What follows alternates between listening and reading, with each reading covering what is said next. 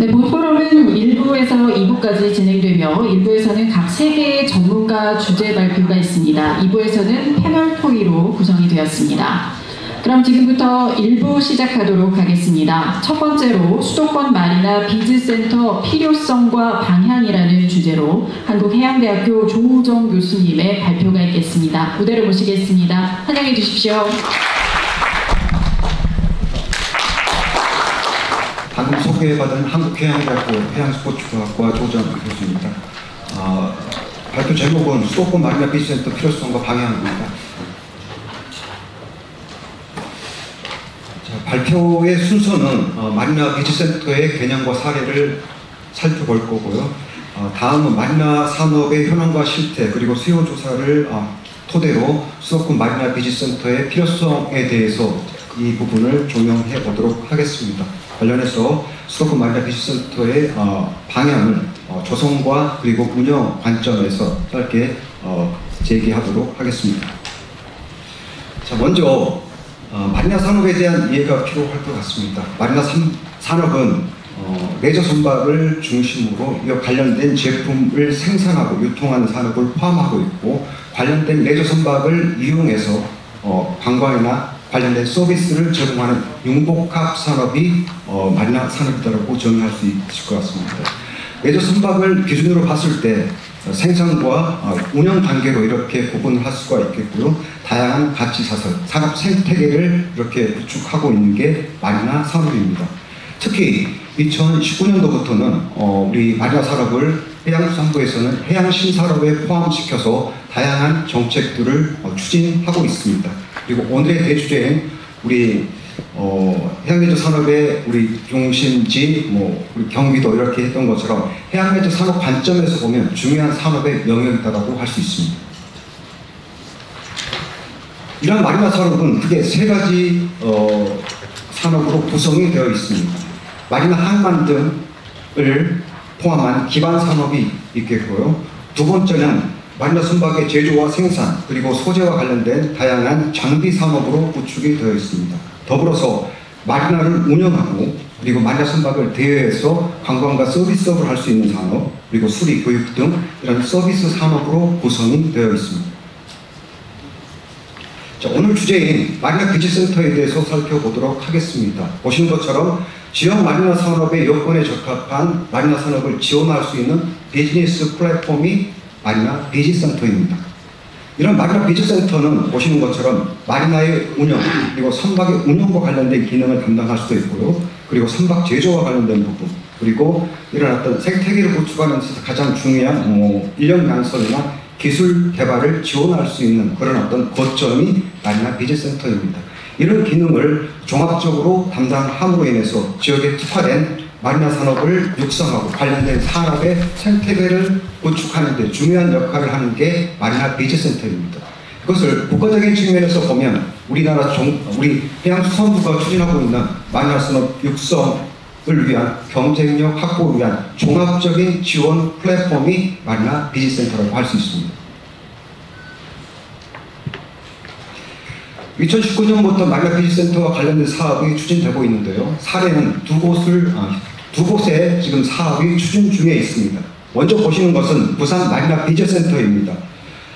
국비하고 시비 포함해서 473억 원의 예산이 투입돼서 사업이 추진 중인데요. 부산의 해양산업 클러스터 내에서 사업이 추진되고 있고, 보시는 것처럼 해상에도 10선석 정도의 계류 시설을 포함해서 사업이 추진되고 올해 첫 사업을 떴습니다. 그리고 2026년 상반기 때 완공 예정입니다.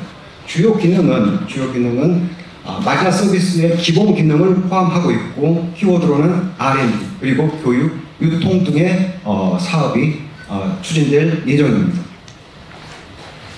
마리나 비즈센터 운영관리 전략과 관련된 비전 체계인데요. 그 부분은 참고하시면 될 것 같고요. 오른쪽에서 보시는 것처럼 이 마리나 비즈센터가 해양산업 클러스터에 위치하다 보니까 우리 해양수산부 항공물류계획과에서는 이를 활성화하기 위한 TF를 구성하고 이 부분을 마리나 비즈센터를 어떻게 활성화할 것인지를 고민을 하고 있는데요. 지금까지 논의된 문제점으로는 이 입주 기업에 대한 인센티브 적용에 대한 그런 제도적인 부분이 조금 미흡하다는 부분하고요. 두 번째는 이 마리나 비치센터를 아마 부산시가 이렇게 관리 운영을 해야 되고 또 뭐 실질적으로는 뭐 민간이 됐든 공공기관이 됐든 운영하게 될 건데요. 운영하는 기관이 결국에는 토지 사용료를 BPA 부산항만공사에 지불해야 됩니다. 이 부분이 관리 운영을 하는 데 있어서 가장 부담으로 이렇게 작용을 하고 있습니다. 다음은 통영 마리나 비즈센터입니다. 산양읍에 추진될 건데요.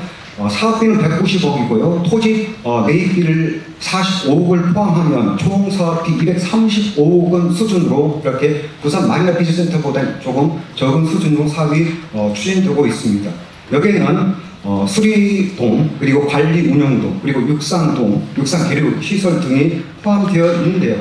지금까지 파악된 문제점이라고 하면 부산 마리나 비즈센터보다는 예를 들면은 그 산업을 지원하기 위해서는 인근에 산업시설들, 업체들이 이렇게 위치해야 되는데 그런 어떤 지리적 접근성의 한계, 그리고 사업 규모가 조금씩 축소되면서 처음에 계획했던 그런 어떤 기능들을 충분히 감당하기에는 좀 부족하다, 미흡하다, 이런 어떤 평가를 받고 있는 곳이 통영 마리나 비즈센터입니다. 그럼에도 불구하고 통영 마리나 비즈센터에서는 이 완성이 되면 이걸 통해서 통영 인근 그리고 경남의 그런 어떤 마리나 산업을 육성하기 위해서 다양한 그런 사업 계획을 추진하고 있는데요. 눈여겨볼 수 있는 것들은 예를 들면은 경부산 남도의 그런 어떤 특성을 반영해서 슈퍼요트 수리 기능을 집으려는 이런 부분들은 좀 특징적인 것 같습니다.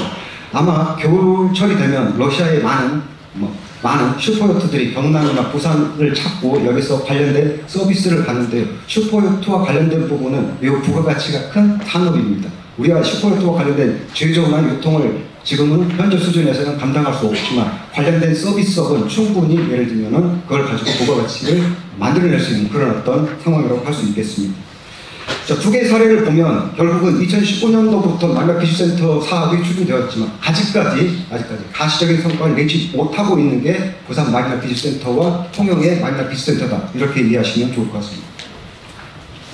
다음은 마리나 산업의 현황과 실태에 대해서 짧게 설명드리도록 하겠습니다. 글로벌 마리나 산업은 마리나 수는 한 25,000개 정도가 전 세계적으로 분포되어 있고요. 마리나 선박 또는 레저 선박은 29,000척, 크게는 3,100만 척 이렇게 운영되는 것으로 이렇게 파악이 되고 있습니다. 관련된 산업의 규모는 제조, 유통, 서비스까지를 포함하면 약 1,000억 유로 이상의 부가가치가 매년 이렇게 발생하고 있다고 전문기관에서 밝히고 있는데요. 미국이나 네덜란드 등 유럽과 북미 시장이 큰 시장을 형성하고 있고요. 아시아에서는 전통적으로 일본, 그리고 최근에는 중국이 이런 어떤 시장이 이렇게 커지고 있는 그런 형국입니다.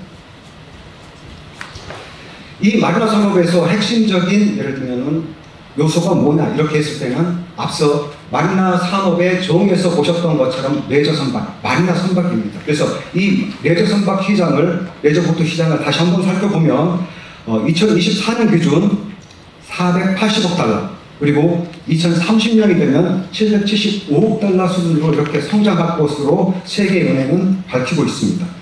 과연 그럼 이런 레저보트 시장의 성장 요인이 무엇인가를 살펴보면 당연히 경제 규모가 계속해서 증가하고 있고, 그리고 소득 수준의 증가, 당연히 기본적인 조건이 될 수 있겠죠. 그리고 해양유자나 관광에 대한 관심의 증가, 또 럭셔리 이런 어떤 관광 또는 소비에 대한 증가가 주요 요인으로 라고 할 수가 있을 것 같고, 모든 영역에서 키플레이 역할을 하고 있는 MZ 세대들의 해양 레저에 대한 관심과 활동 증가가 결국은 이 레저보트 시장의 성장을 견인하고 있다고 할 수 있습니다.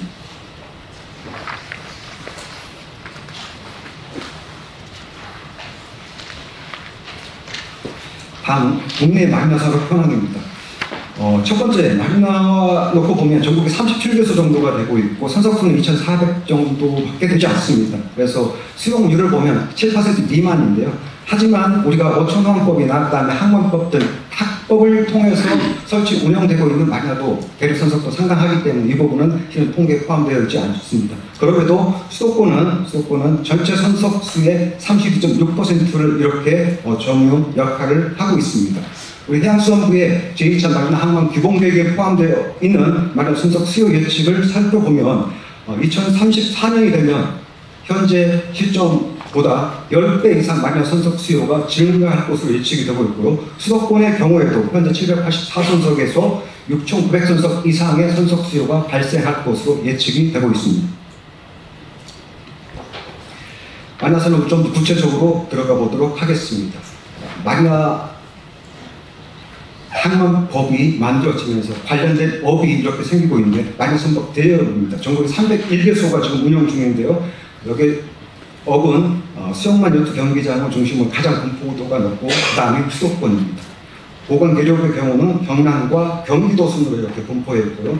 특히 정배업의 경우에는 수치는 적지만 그래도 경기도를 중심으로 집중 분포해 있습니다. 이 부분은 아마 경기도의 역할이 가장 크다고 생각합니다. 경기도가 선도적으로 경기 해양내지 인력양성센터를 만들고 거기서 전문 인력을 배출함에 따라서 이 지역을 중심으로 관련된 업종이 이렇게 창업이 이루어지고 있다. 이렇게 평가할 수 있겠습니다. 다음은 레저 선박과 관련된 부분인데요. 이렇게 레저 선박 제조업과 관련된 부분은 우리 마리나 협회에서 관련 업체를 중심으로 분포도를 멸지도를 통해서 확인을 해봤습니다. 경상남도, 그 다음에 전라남도 대구 산단을 중심으로 이렇게 집중 분포도에 있는데요. 많은 전문가들이 이렇게 요즘에는 이야기합니다. 실제 레저 선박 제조업에 있어서 키플레이, 핵심적인 역할을 하고 있는 업체들이 경기도를 중심으로 많이 분포합니다. 이렇게 평가를 하고 있습니다. 유통업의 경우에는 보시는 것처럼 압도적으로 경기도의 수도권의 52.5%가 집중적으로 분포했습니다. 아마 시장의 규모가 가장 크고 사용자가 가장 많이 분포해 있기 때문에 관련된 유통업이 이렇게 많이 분포해 있는 것으로 우리가 파악할 수 있습니다. 자, 유사한 레저 선박을 사용하는 업종의 분포도를 살펴보면 먼저 유도선업의 경우에는 경남과 인천 해역에 많이 분포해 있고요. 수산 레저업의 경우에는 중간에서 보시는 것처럼 경기도, 인천에 매우 집중적으로 분포해 있습니다. 아마 오늘 주제가 내수면과 관련된 부분도 포함이 되어 있는데 그 연유는 특히 가평을 중심으로 북한강 수계에 100개 이상의 그런 수산 레저업이 집중적으로 분포해 있습니다. 더불어서 수중 레저업도 최근에 MZ 세대들이 많이 참여를 하고 관련된 시장이 급속도로 증가하고 있는데요. 제주도 다음으로 경기도가 서울이, 인천이, 즉 수도권의 많은 업체들이 이렇게 증가하고 있는 것을 살펴볼 수가 있겠습니다. 자, 이것들을 종합해 보면, 그래서 수도권의 마리나 산업의 현황을 이렇게 종합해 보면 이 연구 결과는 한국 리서치에서 조사한 결과인데요.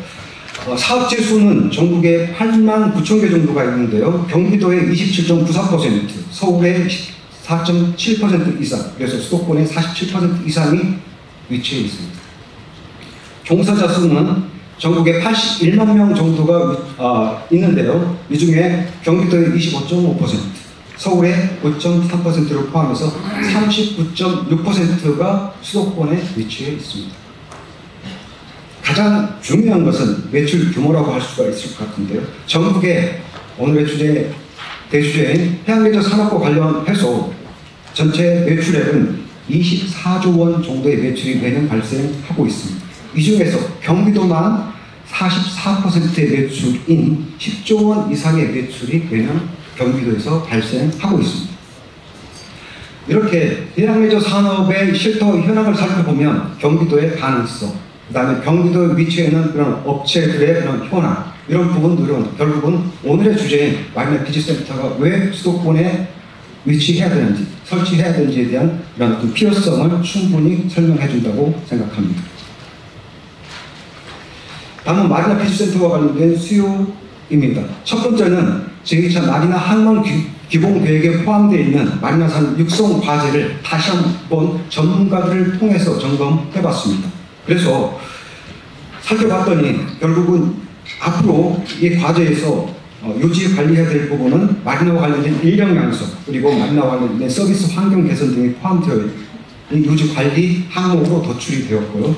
가장 중요한 것은 최우선 고려 사항으로서 마리나 비즈센터하고 마리나 사업체 지원 제도와 관련된 부분이 포함되어 있습니다. 이것을 종합해보면 아래에서 보시는 것처럼 실질적으로 현재 육성 과제들의 만족도, 현재 수준이 높지 않다. 그런 측면에서 보면 유지관리 항목과 최우선 과제들이 결국은 하나의 최우선 과제로 이렇게 묶을 수가 있을 것 같고요. 마리나 비치센터를 통해서 이런 과제들을 예를 들면 지원할 수 있는 그런 어떤 시스템을 구축하는 게 필요하다고 볼 수 있겠습니다.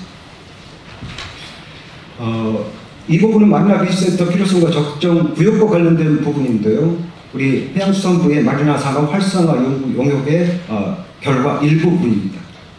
그래서 필요성의 경우에는 63.8%가 동의를 하고 있습니다. 이 부분은 뭐 원역 적정 지역과 관련된 부분은 아니고 전반적으로 국내에서 마리나 비치센터가 아직도 필요하다고 63.8%가 이렇게 동의를 하고 있습니다. 오른쪽에서 보시면 적정 구역, 선호하는 지역은 어딘지를 살펴보면 마리나 업을 제외하고 제조 유통, 마리나 운영업, 그리고 전문가들 모두가 경기도를 1순위로 선호하고 있습니다. 좀 더 구체적으로 살펴보면 총 152명의 응답자 중에서 경기도 29명, 그리고 인천, 서울 이렇게 포함해서 49명 이렇게 경기도를 선호하고 있었는데요. 다음은 우리가 유심히 봐야 될 게 전남, 그리고 제주 순으로 이렇게 나타났습니다. 그래서 우리가 정부가, 그리고 우리 경기도가 나서서 만약에 마리나 비치센터 사업을 추진한다고 하면 이런 다른 권역과 협력해서 이 사업을 이렇게 추진하는 게 어떻게 전략적인 그런 어떤 측면에서 유리하다고 판단이 됩니다. 비치센터의 도입 모델과 관련된 부분인데요. 이 부분은 1순위로는 현재까지는 지역에 상관없이 수리가 필요하다. 수리 기능을 담당할 수 있는 마리나 비치센터가 필요하다고 산업체와 전문가들이 밝히고 있고요. 다음 2순위로는 유통과 관련된 유통 기능을 집중적으로 담당할 수 있는 마리나 비치센터가 필요하다고 응답하고 있습니다. 수도권에서 마리나 비치센터를 추진한다고 하면 이런 부분들은 일부 고려 사항이다라고 생각합니다. 마리나 비치센터의 입주 의향과 공간과 관련된 수요를 점검해봤습니다. 입주 의향은 75.6% 정도 나타났는데요. 이 부분은 중요한 게 2019년도에 해양수산부에서 부산 마리나 비치센터 입주 의향을 물어봤을 때 36.4%의 입주 의향이 있는 것으로 평가 분석되었습니다. 하지만 이게 2022년 부산 마리나 비치센터 입주 의향을 물어봤을 때 57%로 증가했고요. 이번에 우리가 다시 한번 해봤을 때는 조사해봤을 때 75% 이렇게 증가해요. 이것은 마리나 비치센터에 대한 기대, 그리고 마리나 산업을 육성하는 데 있어서 마리나 비치센터가 필요하다는 것을 다시 한번 예를 들면 재확인할 수 있는 데이터라고 생각하고 있습니다. 그 다음으로 마리나 비치센터에서 그런 어떤 제공해야 될 그런 공간 수요와 관련해서는 마리나 순박 교류 공간, 그리고 기업활동 공간, 그리고 공동 활용시설이 필요하다고 이렇게 응답하고 있는데 여기서 유심히 봐야 될 것은 2022년 부산 마리나 비치센터 입주 의향에서 물어봤던 공간 수요는 계류 공간과 관련된 부분입니다. 여기에서 88.4%가 나왔는데요. 이번 같은 경우는 86%가 나왔습니다. 그래서 마리나 비치센터를 추진하는 데 있어서 마리나 서비스의 기본적인 기능을 역할을 할 수가 있는 계류 시설이 마리나 비치센터 인근에 위치해야 한다는 것을 여기서 보여주고 있습니다. 자, 마지막으로 마리나 비치센터의 조성 방향에 대해서 두 가지 관점에서 살펴보도록 하겠습니다. 먼저 조성 관점에서 보면 마리나 비치센터를 중심으로 산업 클러스터를 구축하는 전략이 필요하다고 생각합니다. 수도권에는 보셨던 것처럼 마리나 산업들이 집적화되어 있습니다. 그래서 마리나 비치센터를 통해서 산업 클러스터를 구축하고 지원함으로 인해서 시너지를 만들어내야 된다는 것이죠. 두 번째는 마리나 항만 또는 계류시설과 연계한 마리나 비치센터의 구축이 필요합니다. 그리고 세 번째는 당연히 마리나 비치센터는 종합 지원 플랫폼이라고 했습니다. 이것을 통해서 마리나 산업의 건강한 그리고 지속 가능한 생태계를 구축하기 위한 핵심 시설로서 역할을 할 수 있도록 조성을 해야 된다는 것입니다. 여기서 한 가지 제가 강조하고 싶은 것은요, 특히 마리나 산업체에 대한 지원 센터가 필요합니다. 실은 마리나 비치센터를 통해서 2020년 코로나 상황에서 정부 기관 어디도 나서지 않아서 제가 대학 예산을 자체적으로 투입해가지고 전국에 있는 마리나 산업체를 대상으로 과연 이 코로나 상황에서 정부로부터, 지자체로부터, 아니면 다른 기관으로부터 지원받은 실적이 있습니까? 물어봤는데 거의 없습니다.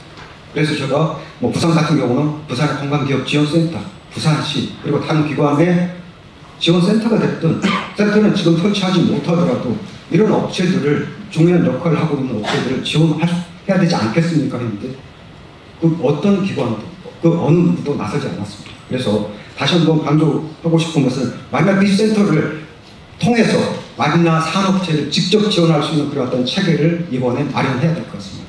그걸 통해서 여기서 직접적으로 경제 효과를, 성과를 창출할 수 있는 그런 어떤 모멘텀을 만들 필요가 있을 것 같습니다.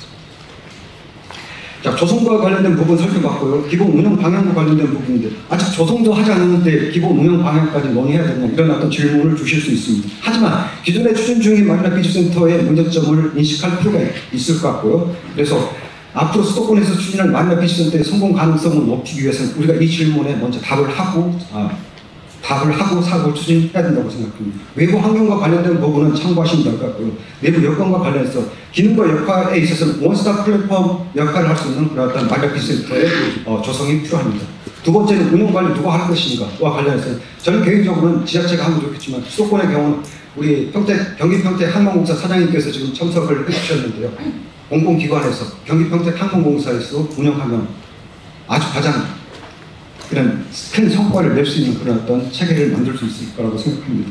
세 번째는 재정과 관련된 부분인데 우리나라의 마리나 산업은 초기 성장 단계입니다. 우리 오늘 행사를 기획한 김충환 의원은 이런 이야기를 합니다. 우리나라의 마리나 산업이 육성되기 위해서는 현재 우리나라 마리나 산업의 수준은 이용객 관점에서 보면 체험에서 그 다음에 교육 단계, 그 다음 단계로 못 넘어가 있다고 이렇게 평가하고 있습니다. 저는 가장 적절한 표현이라고 생각합니다. 그래서 이것을 한 단계 업그레이드 하기 위해서는 결국은 그 다양한 비즈니스 모델들을 마리나 비즈센터를 통해서 테스트하고 이런 역할을 해야 되는데 그렇기 위해서는 지방자치단체, 특히 경기도가 이 사업을 추진한다고 하면 예산 지원을 적극적으로 이렇게 해야 된다는 게 중요한 포인트인 것 같습니다.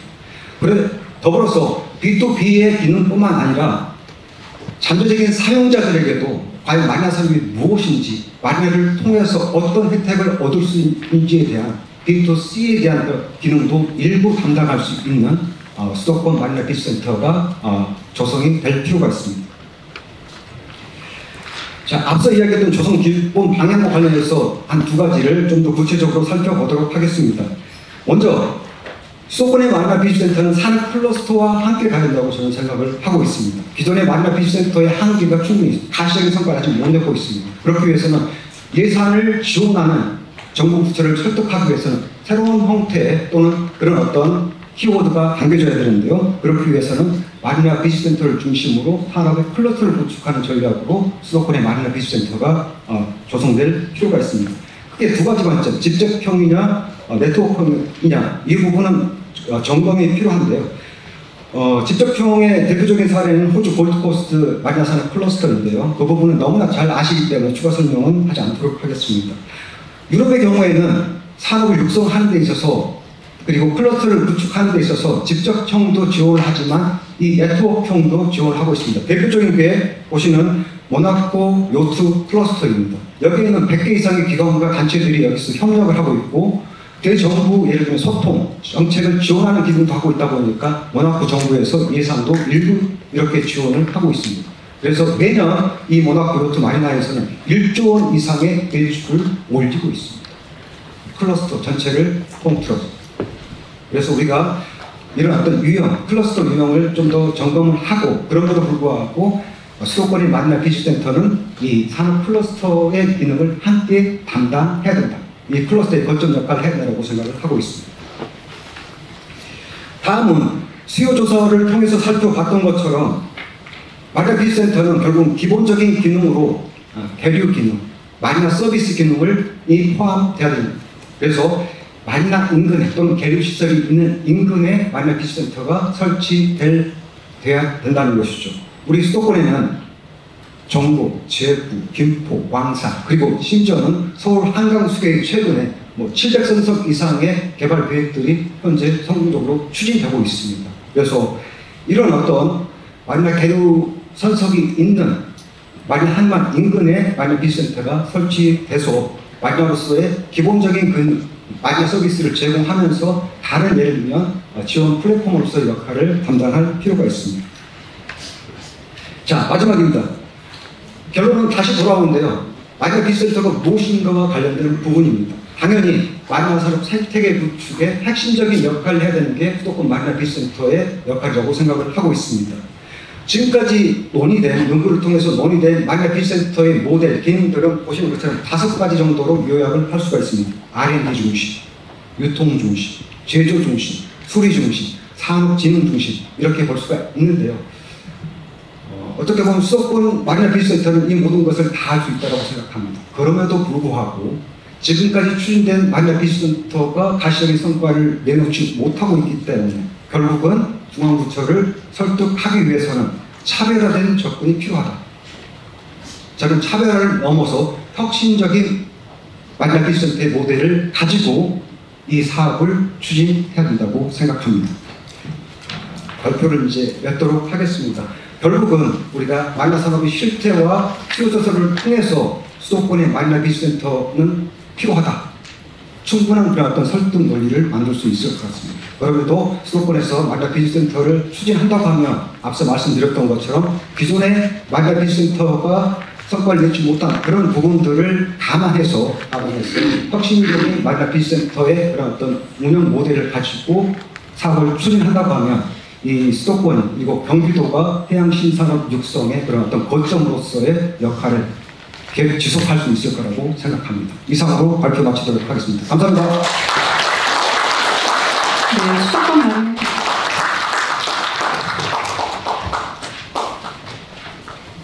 반갑습니다. 저는 중소조선연구원의 조선해양연구본부를 맡고 있는 이한성이라고 합니다. 아까 전에 초기에 인사 말씀에서 저희 원장님께서 말씀하셨듯이 저희 연구원은 한 28년 정도, 28년 정도 됐고, 사실은 설립 초기에는 레저 산업 육성을 위해서 설립된 연구원입니다. 지금 물론 뭐 레저 산업뿐만 아니고 조선 산업의 전반에 걸친 R&D를 진행하고 있는 그런 연구기관인데, 사실은 제가 이제 이 경기 지역 레저 산업 R&D 센터 건립에 대한 요 발표를 제안을 받았을 때 즐거운 마음으로 이 발표를 하게 됐습니다.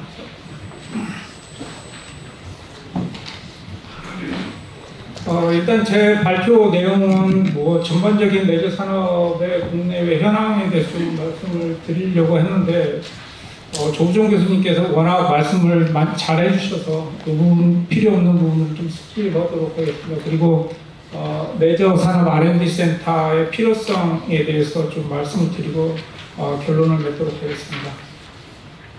레저 산업이 기존에 있었던 그 한 10년, 15년 전에 있었던 한국의 레저 산업하고 지금 현재 레저 산업이 상당히 지금 트렌드가 바뀌고 있습니다. 그 이유가 뭐냐면 사실은 우리나라 조선 산업도 역시 마찬가지인데, 조선 산업이 기존에 그냥 단순 설계에서 그냥 그 제조하는 업종으로 진행을 하다가 요즘은 완전히 그 ICT하고 결합하면서 그 아주 그 디지털, 스마트 이런 키워드가 중심이 돼서 조선 산업이 크게 발전을 하고 있는데, 역시 레저 산업도 역시 마찬가지입니다. 기존에 있었던 그냥 단순히 해양 쪽에서 그냥 즐기기 위한 레저 쪽에서 지금도 트렌드가 바뀌고 있는데, 과거에는 그 레저를 즐기는 게 목적이었으면 지금은 즐기뿐만 아니고 안전한 레저 생활을 영위하기 위한 여러 가지 안전에 관련된 개념들이 많이 도입이 되고 있습니다. 그래서 그에 필요한 연구들도 많이 진행되고 있고, 사람들 그 레저 산업을 종사하는 많은 사람들이 그 안전에 대한 필요성을 많이 느끼고 있습니다. 그리고 그 요즘 가장 핫한 이슈가 되고 있는 부분입니다. 친환경 부분이 지금 가장 이슈가 되고 있고, 물론 레저 산업 쪽에서 보면은 과거에 이제 뭐 동력을 활용하는 그런 레저 포트라든지 이런 쪽에 뭐 단순한 그 선액이라든지 이런 쪽에 그냥 기존의 그 연료를 떼는 그런 산업이었는데, 요즘은 상당히 많은 부분이 전기 추진으로 많이 바뀌고 있어요. 그래서 지금은 향후에는 그 전기 추진뿐만 아니고 다른 대체 연료, 무탄소 연료들까지도 아마 그 레저 산업에 도입이 될 가능성이 큽니다. 그래서 그런 부분에 대한 필요성이 꼭 대두가 되고 있고, 특히 레저 산업 쪽 관련된 쪽에서 이런 부분에 대한 R&D가 많이 진행이 되고 있는 부분입니다. 그리고 가장 요즘 들어서 많이 관심을 갖고 있는 부분이 DEX라는 디지털 트랜스포메이션이라고 많은 분들이 이야기를 들어보셨을 텐데, 조선 쪽에서 원래 설계에서부터 생산까지 모든 부분이 디지털 트랜스포메이션을 통해서 생산성이라든지 공기를 줄이는 그런 많은 노력이 이루어지고 있습니다. 레저 산업이 그동안에 단순히 그냥 실제 그냥 단순한 제작하는 그런 업종에서 앞으로는 디지털 트랜스포메이션, 즉 DT를 활용한 스마트한 생산, 그리고 또 스마트한 설계까지 이루어지고, 특히 친환경화된 새로운 선형이라든지 새로운 선박 또는 새로운 유형의 레저 기구들이 나올 수 있기 위해서는 그런 생산성이나 이런 것들을 향상시키기 위해서 그 레저 산업 자체의 디지털 트랜스포메이션이 요구되고 있습니다. 그런데 문제는 뭐냐면, 이러한 새로운 요즘의 트렌드에 맞춰서 모든 모든 법제도라든지 이런 것들이 빠르게 대처를 하면 되는데, 사실은 실제 법제도라든지 이런 부분은 현재 저희들이 산업이나 기술의 발전에 사실 따르지 못하고 있는 부분이 많습니다. 그래서 과거에 많이 친환경화로 대체되고자 했었던 여러 가지 그 새로운 기술들이 개발이 되고, 그러한 레저 보트라든지 이런 것들이 개발이 되는데도 실제 법제도 때문에 실용화되지 못하는 경우들이 좀 많이 있었습니다. 그래서 이러한 새로운 해양 레저 쪽의 트렌드를 대비해서 해양 레저 법제도의 활성화 방안이 가장 필요하게 돼 있고, 그리고 일반인들은 과거에 사실은 이제 많은 사람들이 국내에 한정된 그런 해양 레저를 즐기다가 요즘은 뭐 해외 여행도 자유스러워지고 그러면서 전 세계적으로 그 해양 레저의 트렌드에 많이 민감해져 있습니다. 그래서 기존에 있었던 해양 레저 보다도 훨씬 더 요구하는 사항이 많아지게 돼 있고, 이러한 트렌드를 따라가기 위해서는 사실은 산업적으로 많이 발전을 해야 됩니다. 근데 기자재 업체라든지 그다음에 이런 제조업체라든지 이런 부분들에서 보면은 실질적으로 되게 한정되어 있어요. 그래서 단순한 제작이라든지 이런 쪽에만 많이 한정되어 있는데, 앞으로는 모든 다른 산업과 마찬가지로 실질적인 레저 산업 생태계가 필요합니다. 그건 무슨 이야기냐면 학교, 연구소, 그리고 그 기자재 업체, 그다음에 생산업체들이 다 같이 기술을 공유하고 활용할 수 있는 그런 생태가 조성이 되어야 된다고 생각하고 있습니다. 이런 해양 레저 쪽에 그 트렌드가 바뀌게 지금 전 세계적으로 분위기가 바뀌고 있습니다. 근데 국내 산업도 역시 마찬가지입니다. 국내에도 사실은 코로나 이후에 개인들이 여가 활동이 상당히 많이 증가하게 돼 있었고, 레저 인구들이 상당히 지금 많이 매년 증가하는 추세에 있습니다. 그리고 이런 해양 레저 인구가 증가하는 데 관해서 실질적으로는 해양 레저 기구의 기술력 부족으로 인해서 실질적인 다양한 그 레저 기구들의 개발이라든지 그 레저 활동을 할 수 있는 사실 여건이 많이 부족한 상태입니다. 그리고 실질적으로 지금 한국에서 많이 활용되고 있는 해양 레저 기구들이라든지 장비들이 국내에서 개발된 장비들도 물론 있긴 하지만 상당히 많은 부분이 외국에서 수입되어 들어오는 것도 많이 있고, 사실 한국 사람 체형이라든지 한국에 잘 맞지 않는 그런 부분들이 많이 있습니다. 그래서 이런 부분들 때문에 실질적으로 한국적인 기술, 그리고 한국적인 해양 레저를 발전시키기 위한 그런 노력이 좀 필요하다고 볼 수 있겠습니다. 국내 해양 레저 산업은 우리 조우정 교수님께서 좀 많이 잘 설명을 해주셨는데, 실질적으로 아시다시피 지금 해양 레저 인구들이 매년 많이 증가하고 있는 추세입니다. 그리고 뭐 이건 뭐 우리나라 개인 소득 수준이 많이 높아지고 있는 상황에서 실질적으로 이런 레저 산업, 레저 활동 인구들이 많이 증가하고 있고, 앞으로는 이 레저 산업이 전 세계적으로 커질 수밖에 없는 상황이기 때문에 저희들도 이에 맞춰서 좀 레저 산업을 활성화시킬 수 있는 방안들을 좀 마련을 해야 될 필요가 있다고 보고 있습니다. R&D 분야를 좀 말씀드리겠습니다. 실질적으로 우리나라 해양 레저 산업의 R&D 국가에서 투자하고 있는 R&D 비용은 사실 매년 증가하고 있는 상황입니다. 코로나를 기점으로 때 약간 좀 주춤했던 상황이 있긴 하지만은 22년도 같은 경우도 한 315억 정도가 지금 투자가 되어 있는 상황입니다. 물론 제 생각으로는 R&D 관련된 이러한 투자는 국가 R&D 투자는 국민 해양 레저 인구의 증가와 그런 니즈에 의해서가 계속된다면 충분히 매년 이 예산은 증가되지 않을까 하는 그런 생각을 하고 있습니다.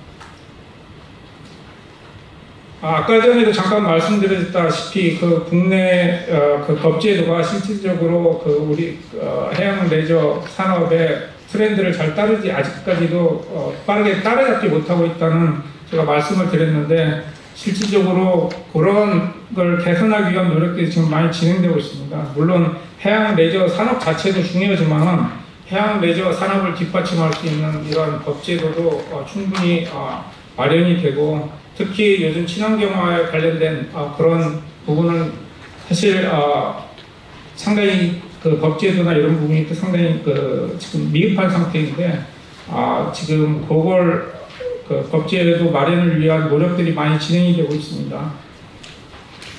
경기도 지역의 해양 레저 산업에 대해서 좀 말씀을 드리겠습니다. 아까 전에 조우정 교수님께서 말씀하셨듯이 실질적으로 경기 수도권 지역이죠. 수도권 지역에서 해양 레저를 담당하고 있는 그런 산업 자체의 비율이 우리나라 전체의 다른 지역의 비율보다 훨씬 높습니다. 지금 제가 갖고 있는 자료에 하면 특히 해양 권역별로 해양 보트 등록 대수가 수도권 지역이 한 29% 정도 됩니다. 우리 영남권이 한 24% 정도 되고요. 그러니까 실질적으로 다른 지역보다 훨씬 더 많고, 특히 경기도 지역만 해도 16%로 거의 17% 가까이 되는데, 아마 국내에서 가장 산업 레저 보트 보유율이 가장 많은 데로 알고 있습니다.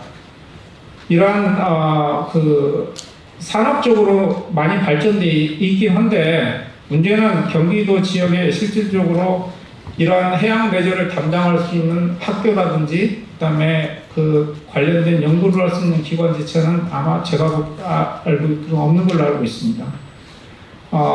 지금 여기에서 보시다시피 특히 지금 우리나라의 R&D 관련된 쪽은 대부분이 다 부산이나 경남, 전남 쪽에 아래쪽에 치우쳐 있어요. 물론 남쪽에 한려해상 국립공원도 있고 여러 가지 이제 기반적으로 해양 레저를 즐길 수 있는 많은 좋은 여건이 돼 있긴 하지만 너무 남쪽에 편중돼 있다는 그런 지금 의견이 있습니다.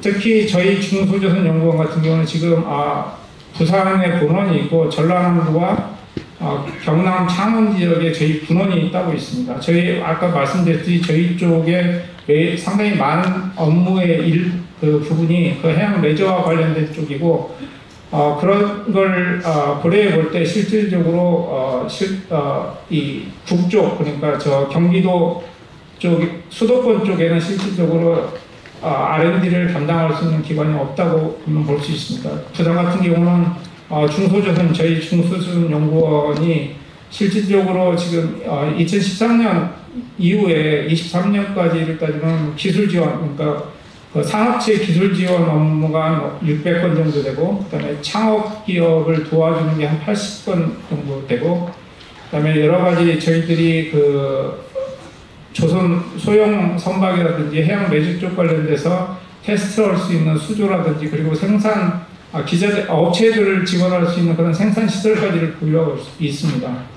전북 같은 경우는 키오스 쪽에서 서해거점 연구소를 설립하고 있고, 그리고 한국조선 해양기술연구원에서 그 군산 지역에다가 해양선박 연구센터를 지금 구축하고 있습니다. 특히 전라남도 쪽은 저희 중소연구원에 그 R&D 센터 2개가 지금 들어가 있습니다. 그 해양레저 부품 기술지원센터, 그리고 알루미늄 선박 연구센터가 들어있어서 전라남도 지역의 그 해양레저 그리고 소형선박 업체들의 기자재, 그리고 그 조선소, 그리고 그 선박 메이커들에 대한 기술 지원을 진행을 하고 있습니다. 그 경남 쪽에는 저희 그 특수원 센터라고 해서 저희 중소연구원의 근원이 들어가 있고, 그다음에 병지시험연구원들이 연구원이 로터세일 성능검역센터를 완공해서 들어가 있으며, 그 한국조선해양기술연구원에서 거제, 울산 조선해양기술제 기반 구축을 지금 진행을 하고 있습니다. 이에 관해서 지금 경기도 지역에는 사실 경기도 쪽에는 학교에도 아마 해양 레저와 관련되거나 조선 쪽에 관련된 그 학교가 거의 없는 걸로 알고 있고, 특히 이런 R&D 관련돼서는 전혀 이런 쪽에 그 기관이 없는 걸로 지금 알고 있습니다.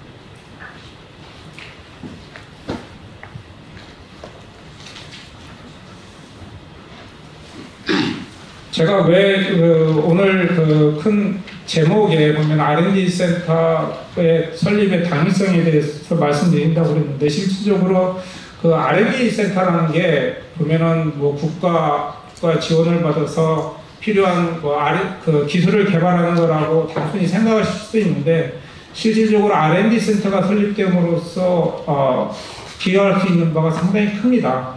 사실은 R&D 센터는 단순히 기술을 지원하는 데 그치지 않고, 사실은 산하연을 연계시켜 줄 수 있는 그런 연계 기능을 갖고 있습니다. 실질적으로 여러분들 아시겠지만 지금 모든 산업이 융복합 산업이 되면서, 실질적으로 예전에는 뭐 조선이나 해양 레저 쪽에 관련되어 있는 대부분의 사람들이 조선공학을 하거나 아니면 그런 비슷한 그 산업을 했었던 사람들이 중심이 돼서 진행을 해왔는데, 요즘은 저희 그 해양 레저 쪽도 보면은 기계나 그리고 ICT나 그 조선 쪽 여러 다양한 분야의 그 연구를 진행했었던 사람들이 서로 협업해서 연구를 진행하고 있습니다. 특히 산업도 역시 마찬가지고요. 그리고 각 R&D 센터들이, 각 지역에 있는 R&D 센터들이 가장 그 R&D를 수행할 때 가장 처음으로 우선으로 생각하는 게 그 지역에 있는 학교나 산업체와 연계해서 사실은 기술을 개발하고, 그 개발된 기술을 산업화하고 사업화할 수 있도록 도와주는 역할들을 많이 하고 있거든요.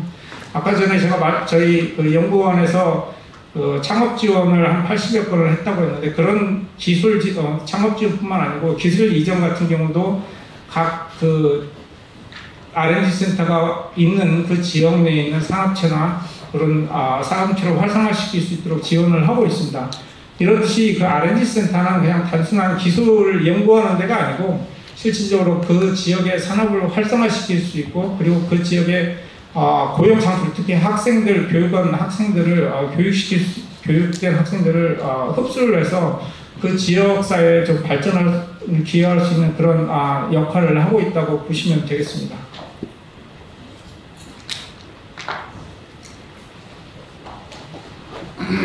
저희가 생각하는 경기도 지역의 R&D 센터 역할은 다음과 같습니다. 실질적으로 많은 지금 지자체들에서 지금 이야기가 되고 있는 게 인증 서비스들이 지금 많이 이야기되고 있는데, R&D 특히 여기 산업체가 많기 때문에 그러한 인증 서비스에 대한 R&D, 그리고 그 다음에 신변종 융복합 해양레저 기술 개발, 그리고 해양레저 인프라 관리, 해양레저 종합 서비스 관련된 이런 쪽에 R&D를 활용할 수 있겠습니다. 지금 각 지역별로 그 R&D 지자체를 중심으로 해서 지금 움직이고 있는 R&D 센터 운영을 위한 그런 방안들입니다. 경기도 지역은 제가 말씀드렸듯이 수도권 중심의 해양 레저 R&D 센터 구축을 통해서 해양뿐만 아니고 실제 그 가평군 쪽에 그 우수한 그 내수면 쪽의 해양 레저를 활용할 수 있도록 하는 그런 R&D 센터로 구축이 가능할 것 같습니다. 저희 중소연구원 사례를 말씀드리겠습니다. 저희 중소조선연구원이 아까도 말씀드렸듯이 조선해양 설계 엔지니어링, 그리고 ICT 융복합 기술, 해양 레저 장비, 친환경 선박, 이러한 여러 다양한 분야의 연구를 진행하고 있기 때문에 이러한 다양한 분야의 연구를 서로 융복합시켜서 새로운 요즘 가장 떠오르고 있는 그 친환경 선박이라든지 친환경 레저 쪽에 대한 기술을 활성화시킬 수도 있다고 보겠습니다. 결론 부분입니다. 이미 말씀드렸듯이 경기도 지역의 해양 레저 R&D 센터는 반드시 실질적으로 업체들 수요도 그렇고, 그리고 그런 수요를 따라가기 위해서 반드시 R&D 센터가 필요하고, 그런 R&D 센터는 제가 보기에는 아까 전에 이야기했듯이 마리나 비즈센터라든지 이런 쪽에 연계해서 같이 운영을 하면은 충분히 국내 해양 레저 쪽의 기술을 선도할 수 있는 그런 R&D 센터로 성장할 것이라고 생각합니다. 예, 감사합니다. 박수를 맞아주십시오.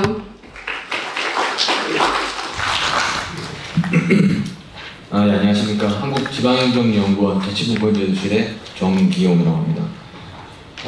제가 오늘 맡을 발표 주제는 경기도 내수면 수상레저 활동 육성 및 활성화 방안인데, 이 연구는 저희 연구원에서 올해 3월부터 8월까지 진행했던 경기도형 수상레저 산업 육성 및 지원 방안에 대한 내용 중에 일부 내용을 발제해서 말씀드린다는 점을 말씀드리겠습니다. 사실 저는 이 해양 관련해서 전문가는 아니고 행정학 전공이라서 행정학적 관점에서 연구를 진행했다는 점을 말씀을 드리고, 그리고 이 비전공자의 관점에서 현재 경기도나 이런 해양 레저 정책에 대한 문제점이나 이런 부분, 전반적인 내용 부분들을 조금 더 새로운 시각에서 말씀을 드릴 수 있다는 점에서 그런 부분 시사점을 말씀드릴 수 있다고 생각하고 있습니다. 목차는 이렇게 총 7가지로 되어 있는데, 이거는 이제 저희 연구 보고서에 있던 내용이 중심이기 때문에 최대한 이런 부분을 간략하게 설명을 하고, 하지만 정책 지원 부분에서는 보고서에 있는 내용 외에 추가적으로 제가 말씀드렸다시피 제가 행정학이라는 전공을 했기 때문에 행정학이라는 새로운 렌즈를 통해서 이 정책을 어떻게 한번 개선할 수 있을까, 이런 시각에서 한번 재현을 할 수 있는 방안에 대해서 말씀을 드리도록 하겠습니다. 연구 배경의 목적은 지금 굉장히 많이 말씀해 주셨던 내용대로 수상레저 활동 관련해서 굉장히 이슈가 되고 있고, 즐기는 인원도 굉장히 많이 증가하고 있다는 관점이 있는데, 이에 따라서 다양한 지원 정책이 만들어지고 있습니다. 대표적으로 2019년에 해양레저 관광 활성화 정책도 있고, 2023년에 수중레저 활동 기본 계획도 생겼습니다. 또 2014년 1월에는 해양레저 관광진흥법이라는 진흥법도 제정에 대해서 진행이 되고 있고, 이렇게 중앙정부 차원에서 해양레저 관련 산업이 발전이 추진하고 있는 반면에서는 또 지자체에서도 역시 여전히 추진하고 있습니다. 대표적으로 경기도에서는 수상레저 활동 육성 및 활성화 방안을 위해서 이제 육성 및 지원에 관한 조례를 제정해서 시행을 하고 있고, 본 연구도 이 조례에 의거해서 경기도 내수면 수상레저 활동 육성 및 활성화 방안을 제시하기 위해서 연구를 했습니다. 다만 본 연구는 해수면과 내수면을 구분할 수 있는데, 그 중에서 내수면에 좀 집중을 해서 연구를 진행했다는 점을 말씀드리고 다음으로 진행하도록 하겠습니다. 다음으로 이제 경기도 내수면 수상레저 활동 현황을 한번 살펴보겠는데, 그 전에 먼저 짚고 넘어가야 될 부분이 이 용어의 정의라고 생각하고 있습니다. 왜냐하면 저는 말씀드렸다시피 행정을 전공했던 사람으로서 이 수상레저, 해양레저 관련 정책을 살펴보면서 굉장히 혼란스러운 부분이 있었습니다. 왜냐하면 다양한 정책들을 살펴보는데, 어떤 정책에서는 수상레저 활동이라 하고, 어떤 정책에서는 해양레저 활동이라 하고, 지금 여기 보시게 되면은 수상레저 스포츠, 수상레저 관광, 수중레저 활동, 해양레저 관광, 이렇게 다양한 용어들이 혼재해서 사용되고 있다는 점, 이런 부분에 대해서 좀 혼란이 많이 느껴서 한번 정리를 하게 되면은 일단 기본적으로 수상레저 안전법에서는 수상이라고 하는 해수면과 내수면을 포함한 수상레저 기구를 사용해서 이런 뭐 활동으로 이루어지는 활동이라고 표현하고 있습니다. 다만 본 연구에서는 그 중에서 내수면만 중심으로 연구를 진행했고, 좀 더 살펴보게 되면 수중레저 활동 같은 경우에는 여기 또 수중레저 활동 안전 및 활성화 등에 관한 법률에서는 세수면과 내수면 다 포함한다고 설명했지만은 또 제2차 수중레저 활동 기본계획에서는 바다를 중심으로 한다는 점. 또 해양레저 관광 기준법 제2조에 보면은 해양 또는 연안이라고 표현했는데, 사실 해양이라고 하는 것의 국립5원이 넓고 큰 바다, 연안이라고 하는 것은 연안기본법에 따르면은 바닷가 또는 바다 또는 바다에서 일정 부분 떨어진 육지를 그렇게 표현하고 있기 때문에 굉장히 해수면에 대한 관점이 강하다는 점입니다. 다만 해양레저 관광진흥법 제2조에서는 단서 조항으로 추가적으로 해양레저 활동에 대한 추가 단서를 설명하고 있습니다. 대표적으로 여기 말씀드렸던 수상레저 안전법 제2조에 나타냈던 수상레저 활동이 포함되어 있는 것이죠. 이렇게 수상레저 활동과 해양레저 활동에 대한 혼동이 있다, 이런 부분에 대해서 한번 용어를 명확하게 정리가 필요하다는 점을 말씀을 드리고 넘어가도록 하겠습니다.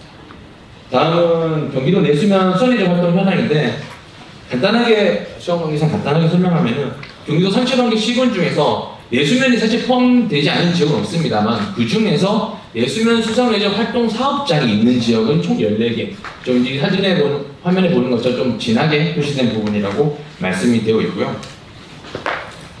그 다음 분을 보시게 되면은 이제 경기도 지도와 함께 수기가 표시되어 있습니다. 그 중에 수상레저 활동 사업장을 보게 되면 경기도에 총 139개 사업장이 있고, 그 중에 가평이 2013년 기준으로 81개, 경기도의 58.3%를 차지하고 있고, 남양주 16개, 여주, 양평군이 11개 순으로 이어지고 있습니다. 즉, 경기도 31개 시군 중에서 내수면 수상레저 활동으로는 가평과 남양주, 여주, 양평군이 주요 지역이라고 설명드릴 수가 있습니다. 사실 그림으로 보시다시피 북한강 중심의 가평군과 남양주시에 굉장히 많이 수상레저 활동 사업장이 몰려있다라는 점을 설명을 그림으로도 확인할 수 있고, 이용객 현황을 살펴보게 되면 2022년 대비 2023년 이용객 수가 줄어든 건 사실입니다. 코로나19 영향이 종료되면서 다양한 많은 활동들을 할 수 있기 때문에 그만큼 관광객이 많이 퍼졌다라고 그렇게 생각할 수도 있겠지만은, 성수기와 미수기의 집중도를 살펴보게 되면 2022년 대비 2023년 비성수기의 집중도가 줄어들고 비수기의 집중도가 높아졌다는 점을 들을 수 있습니다. 이거에 대한 얘기는 성수기에 집중된 이제 수상레저 활동이 아니라 해양레저 활동이 아니라 이제 비수기에도 다양하게 이용할 수 있는 이용층이 그만큼 다양화되고 있다, 이런 부분을 시사점으로 제시할 수가 있습니다. 그 다음으로 경기도 수상레저 활동 지원 정책 현황은 특히 3개 분야로 나타나는데, 해양 수상레저 활동 육성 분야, 수상레저 스포츠 지원 분야, 안전 분야, 총 3가지 분야가 있는데, 그 중에서 안타깝게도 내수면과 관련된 정책은 안전 분야 정도밖에 없다는 점을 한번 지적해 줄 수가 있습니다. 특히 대표적으로 그 내수면 관련해서는 이제 수상레저 안전 감시원 지원이 이제 2024년 6개 시군에 대해서 지원이 되고 있다는 점. 세부적인 내용들은 공보고서 또는 여기 자료를 가름해 주시면 좋을 것 같습니다. 다음으로 사실 이 부분도 꼭 짚고 넘어가야 될 부분인데, 경기도 내수면 수상레저 활동에 대해서 앞으로 향후 육성 및 활성화 방안을 얘기하기 위해서는 반드시 이 부분을 짚고 넘어가야 될 부분입니다. 바로 환경 규제에 대한 부분인데, 8단 대청호 상수원 수질 보전 특별 대책 지정구역이라는 게 있습니다. 특히 1군역과 2군역이 있는데, 다음 사진을 보시게 되면은 그 중에서도 이제 왼쪽에 있는 사진, 1구역을 중심으로 보시게 되면은 가평군과 남양주시를 보시게 되면은, 그래도 가평군 같은 경우에는 주로 수상레저 사업장이 2권역에 많이 포함이 되는데, 남양주와 양평군 같은 경우에는 수상레저 사업장이 지금 8달 대청호 상수원 수질보전 특별대책 지역 1권역에 포함이 되어 있습니다. 이 1권역에 포함됐다라고 하는 말 자체는 그만큼 환경 규제가 그만큼 심하다는 걸 의미하고, 대표적으로 신규 수상레저 사업장 면허가 추가가 나오질 않고, 기존에 있는 사업장을 중축하는 개보수에 대해서도 면허가 더 이상 허가가 주어지지 않는다는 점. 따라서 지금 현재 있는 이 양평이나 남양주에 있는 수상해제 사업장들은 과거에부터 특별대책지역 지정구역 이전부터 있었던 사업장들이 아직까지 계속해서 지정 이어져 오고 있다는 점. 특별하게 더 개보수나 증축할 수 없이 그 시설 노후화가 지금까지 이어져 오고 있다는 점이 특징으로 말씀드릴 수가 있습니다. 다음으로 수상레저 활동 관계자 설문조사를 실시했는데, 이거는 이제 내수면 수상레저 사업장 종사자를 대상으로 직원분들을 대상으로 총 74분을 대상으로 설문조사를 실시했는데, 세부적인 내용보다는 간단하게만 말씀드리면은 사업장 규모 같은 경우에는 굉장히 2~3명이야 3명 이상 굉장히 소규모 사업장이라는 그런 특징이 있고, 또 사업장 운영 기간도 장기간 사업장 10년 이상 굉장히 오래된 사업장들이 많다는 점을 알 수가 있습니다. 즉 경기도 내수면 수상레저 사업장의 특징을 말씀드린다 보면, 간략하게 말씀드리다 보면 이제 오래된 사업장이 중심이고 소규모 사업장이 많다라는 말씀을 드리고 있고, 그렇다면 그분들이 생각하는 좀 개선이 필요한 분야로는 시설 및 시설 유지 및 보수, 또 안전 관련 장비 구매 및 시설 구축이 필요하다는 것을 가장 필요한 부분으로 지원하고 있습니다. 그렇다면 필요 시설은 어떤 시설이 가장 필요한가에 대해서 논의를 해봤을 때는 사실 거의 대부분 여기서 다 고루고루 나타나는데, 육상 계류장, 또 사업장 주변의 주차장, 편의시설, 안전 관련 시설들이 필요하다고 응답을 했습니다. 다음 부분은 간단하게 넘어갈 수 있습니다. 참고로 또 지역 주민 간의 갈등도 주차나 소음 관련해서도 많이 이루어지고 있다는 점. 이 표보다는 다음 표로 한 번 더 말씀을 드리면 좋을 것 같습니다. 수상레저 활동 관계자분들은 수상레저 활동, 경기도 내수면 수상레저 활동이 활성화되지 못하고 있는 주요 요인으로는 수상레저 사업장의 시설 노후화나 시설 주변의 인프라가 부족하다는 점을 가장 큰 문제로 보고 있습니다. 이와 함께 이벤트나 홍보 부족, 그 다음에 지자체의 지원 부족 등을 문제로 삼았고, 따라서 그만큼 이제 수상레저 활동을 육성에 활성화하기 위해서는 이제 말씀드렸던 사업장의 노후화를 개선하는 것이 가장 필요하다. 인근 주차장이나 편의시설. 결국에는 해마다 내수면 수상레저 활동을 즐기는 관광객이 증가하는 만큼 그에 대비한 인프라 개선이 필요하지만, 그런 인프라 개선이 이루어지지 않는다라면은 현재 진행되고 있는 인구가 증가하고 있는 관광객 증가하고 있는 현실이 과연 얼마까지 얼마까지 유지될 수 있는가? 결국 인프라 개선이 없이는 관광객들도 한두 번 오고 다시 이제 더 이상 활용하지 않는다는 이런 문제점을 모두 다 이제 인식하고 있는 부분이었습니다. 다음 수상레저 활동 전문가 관련해서 인터뷰 조사를 했는데, 이거는 이제 아까 말씀드렸던 총 4개 시군, 가평, 남양주, 여주, 양평 4개 시군 수상레저 활동 정책 담당 공무원분들을 대상으로 해서 인터뷰를 실시를 했습니다. 주요 내용을 살펴보게 되면 4개의 지역도 이렇게 크게 성격이 다르다는 것을 알 수 있습니다. 대표적으로 가평군과 남양주, 여주, 양평군, 우리 경기도 31개 시군 중에서 4개 지역이 주요 지역이라 했음에도 불구하고 그 4개 지역도 이렇게 2가지 유형으로 나눌 수 있다는 점을 한번 특징으로 말씀드릴 수가 있습니다.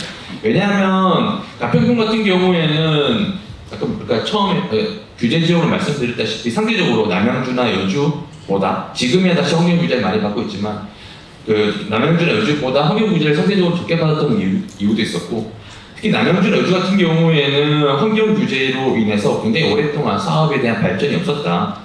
그렇기 때문에 대규모 사업장이나 신규 관광객을 모집하는 게 아니라 전문적으로 장기적으로 스포츠 동호회 중심으로 발전하고 있다는 점이 특징인 거고, 반면 가평군 같은 경우에는 우리 속칭이 이제 빠지라는 중심, 관광지를 중심으로 이제 매년 관광객들, 연인이나 친구분들이 관광객이 많이 증가하고 있다는 점.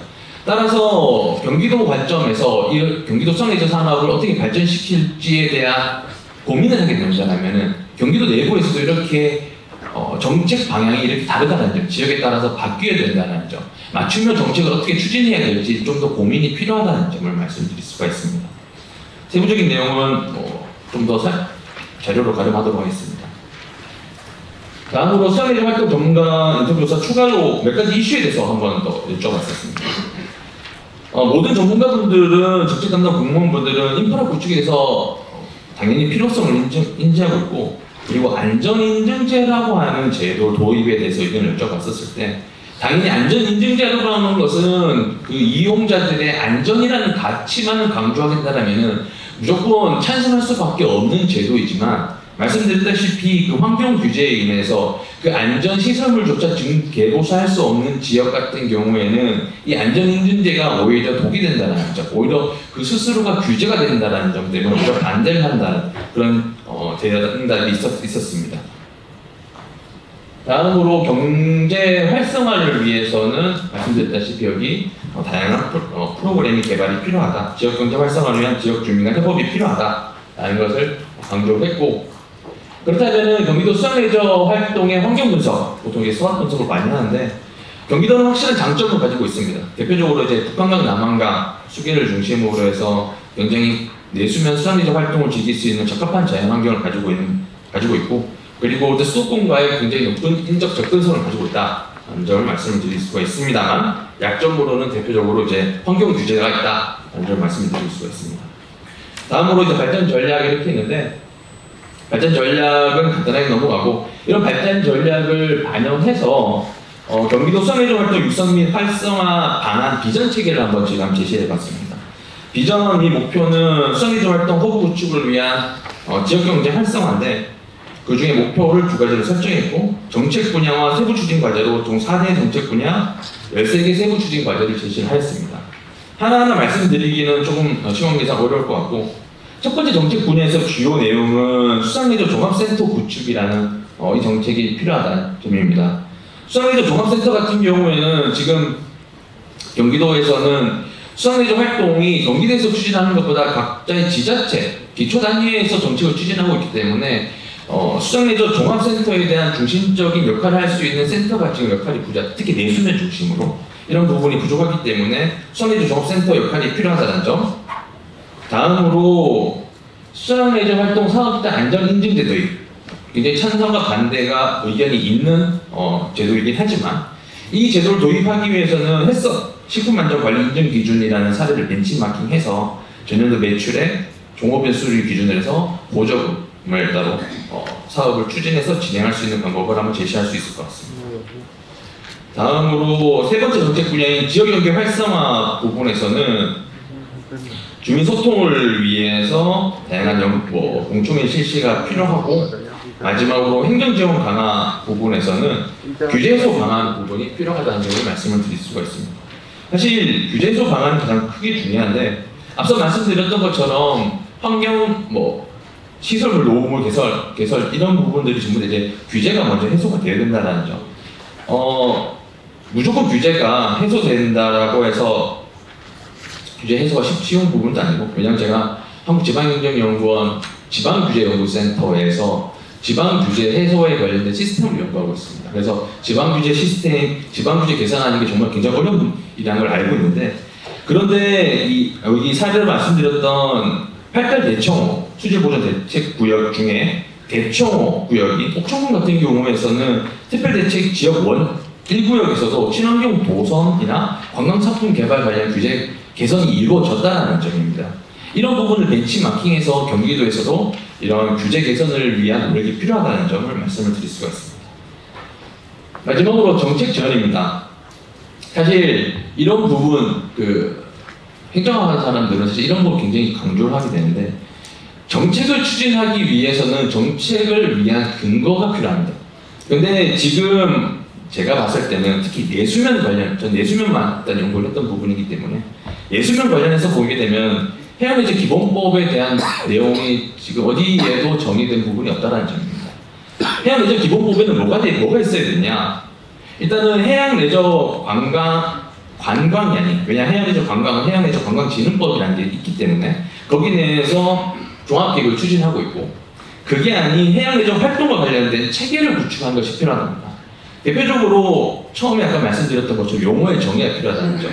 지금 혼재되고 있는 용어, 해양레저냐, 수상레저냐, 수중레저냐 이런 부분에 대한 용어가 명확하게 정의가 돼야지 정책 범위가 만들어지게 되는 것이고, 정책 범위가 만들어지면 정책 대상이 만들어지는 겁니다. 그런 거에 대한 논의 없이 지금 이런 정책을 추진하게 된다면은 결국 시간이 지나면 지날수록 해양 레저에 대한 정책이 결국에는 나중에 모순점이 돌아와서 정책이 그만큼 발전하지 못한다는 한계점을 분명히 여기에서 담고 있습니다.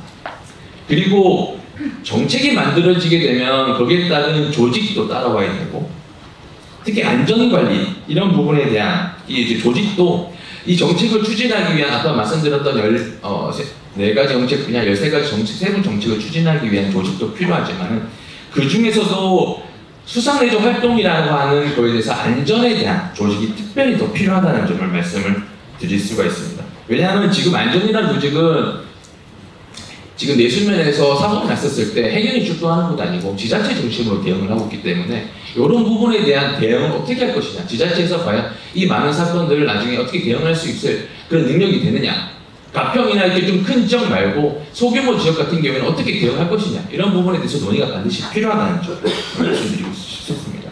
그리고 마지막으로 환경규제 개편에서도 필요한 부분을 말씀을 드리는데, 사실 규제라고 하는 것은 규제가 만들어진 목적이 있습니다.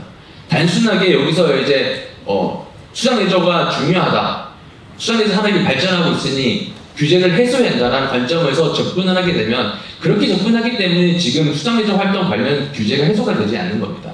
왜냐하면 규제가 만들어지는 목적이 있고 이유가 있는데, 그 목적이나 이유를 충분히 지키면서 규제를 해소하는 방안을 만들어야 되는데, 그 논리가 단순히 지금 사람이 많아지고 관광이 해양 해수면 내수면 관광을 진행해야 되니까 규제를 풀어달라, 이렇게 접근하면 절대 그 규제가 해소되지 않습니다. 따라서 지금 상수원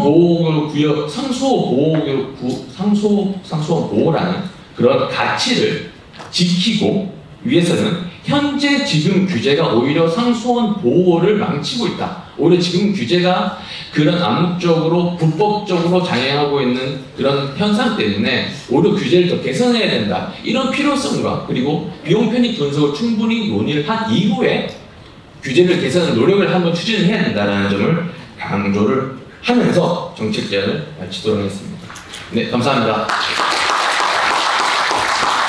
네, 발표 잘 들었습니다. 이상으로 1부 순서 마치고 저희 약 20분 정도 휴식 시간 갖도록 하겠습니다.